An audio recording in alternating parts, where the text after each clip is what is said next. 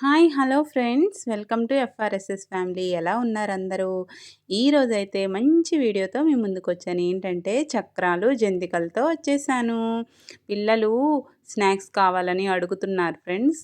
అయితే కొద్దిగా అమ్మని రిక్వెస్ట్ చేసి అడిగి మరీ చేయించుకున్నాను. అందుకోసం అది కూడా కట్టెల పొయ్యి మీద, గ్యాస్ మీద కాదు, కట్టెల పొయ్యి మీద చేసే వంటలు ఏవైనా సరే చాలా టేస్టీగా ఉంటాయి.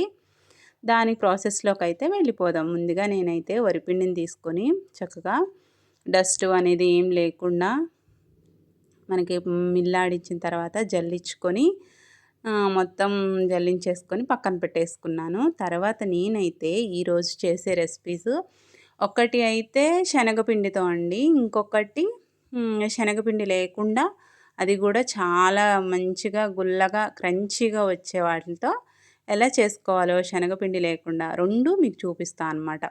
ఈ వరిపిండిలోకి ఏంటంటే తగినంత సాల్ట్ వేసుకొని ముందుగా రెండిట్లోకి సేమ్ ఇంగ్రీడియెంట్స్, ఒకటి శనగపిండి లేకుండా ఒకటి శనగపిండితో. వాము కూడా మిక్సీ పట్టేసుకోవాలి. లేకపోతే వాము డైరెక్ట్‌గా వేస్తే పేలుతుందనమాట. చిటపెటలాడి మొహం మీద పడుతుంది. అందుకని మిక్సీ పట్టుకోవాలి. తర్వాత కారం, ఇదిగోండి ఈ గ్లాస్‌తో ఈ గ్లాసుడంటే గ్లాసే వేసుకున్నాము శనగపిండి. దాంట్లోకి శనగపిండి అయితే వేసుకోలేదు. ఇదిగోండి మెయిన్ ఇంగ్రీడియంట్ ఇదే అనమాట. శనగపిండి లేకుండా వేసుకునేది వెన్న అండి. వెన్న వేసుకుంటే ఎంత టేస్టీగా ఉంటాయో, ఎంత మనకి తినడానికి క్రంచీగా ఉంటాయంటే సేమ్ శనగపిండితో వండినట్లే ఉంటాయి. అట్లా మొత్తం కలిపేసుకొని అన్నీ పట్టేలా కలుపుకొని మొత్తం పిండి అయితే మేము ఒక్కసారే కలపమండి. దాన్ని చక్కగా ఏ వాయి కావాయా ఎప్పటికప్పుడు కలిపేసుకొని అప్పటికప్పుడు వత్తేసి ఫ్రై చేసుకుంటాము.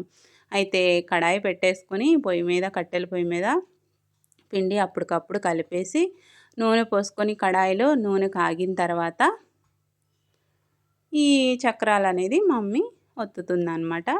చాలా టేస్ట్‌గా ఉంటాయి. మీరు కూడా ఒకవేళ అవైలబిలిటీ ఉంటే కట్టెల పొయ్యి మీద చేసుకోండి. పిల్లలకైతే స్నాక్స్ అయితే చేసుకున్నాము. చాలా బాగున్నాయి.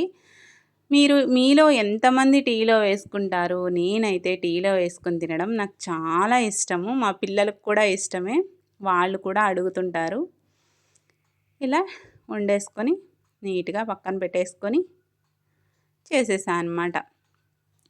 ఇంకా కారపూస కూడా చేసుకున్నాము. చాలా బాగుంది. కారపూస కూడా ఎలాంటి గట్టిగా లేకుండా, కొంతమంది చేస్తే గట్టిగా వస్తాయి ఫ్రెండ్స్. ఎందుకో అర్థం కాదు. మరి వాళ్ళు ఇంగ్రీడియెంట్స్ ఇంకా ఏమైనా యాడ్ చేస్తారో తెలీదు. ఇంకేదన్నా చేస్తారో తెలీదు కానీ అసలు మెత్తగా నోటికి మంచిగా రావు. అదే అనిపిస్తది. అలా గట్టిగా వస్తున్నాయి అనుకున్న వాళ్ళు ఒకసారి ఈ వీడియో చూడండి. నచ్చితే లైక్ చేసుకోండి, షేర్ చేసుకోండి నా వీడియోని.